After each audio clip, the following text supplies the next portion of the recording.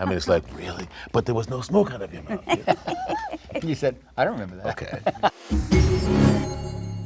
Let's talk about the ending. It's famously ambiguous. John said that Kurt came up with the final moment with McCready and Childs during filming, and that great line, "We'll just wait here a little bit, see what happens." Do you have a remembrance of whether, you know, obviously more in that day, the scripts were completely finished, you guys worked from that, you didn't tinker very much, but was the ending a place that you played a lot with how ambiguous you wanted it to be, or was that always really in John's mind, and when you were playing it, John was like, let's just play it like this, rather than kind of leaning one way or the other in terms of being less ambiguous or more ambiguous? As I remember it, we played it, you know, we both had time to have become it. Definitely.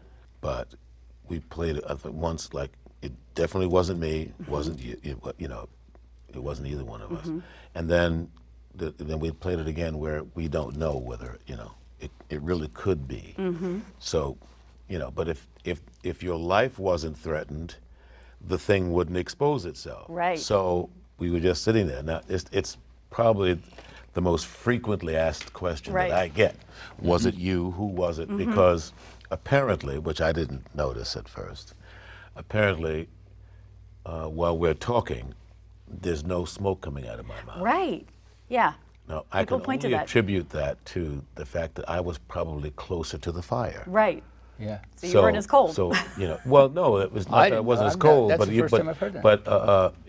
But the heat, you know, wouldn't allow the smoke to come out of my mouth. There you go. You know, but that, to my mind, it was no indication that I was it or wasn't it. Right. But people have run with that. People run with that. Once that was brought up, I mean, every convention that I go to, I mean, it's like, really? But there was no smoke out of your mouth. You said, I don't remember that. Okay.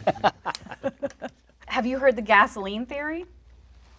That's the fun one, you know, because the Redditors, you know, people that are dissecting every frame of it. So the gasoline theory is when McCready gives Childs the drink, people theorize that because he had the flamethrower, that he put gasoline in the glass so that was his test to see if you were the thing wouldn't react to it if it was gasoline.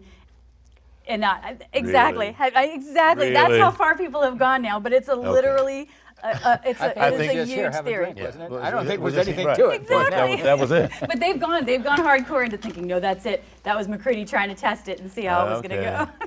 I can say somebody didn't have something to do. Somebody's got some free time, exactly. So, but the question I love, which is when Kurt asks, "Where were you, Childs?" As an actor, did you ever, you know, there's that long space, particularly with your character, where we do not know where you went. In your own head, did you explain it to yourself where the heck he's been? Is he just hidden, or what's he been up to? 'Cause there's a lot going down while you're gone. Well, yeah, and you asked me now, and I have no idea. Right. But you know, I would think that we were all assigned. We all had an assignment to do something or get something before we met back here. Yeah. We just happened to be the only two that made it back. Made it back. So we all had something to do. Yep. And we're making sure, I guess we were locking down everything to make sure that when we blow it up, It goes. everything goes. Yes. So that's what I was doing.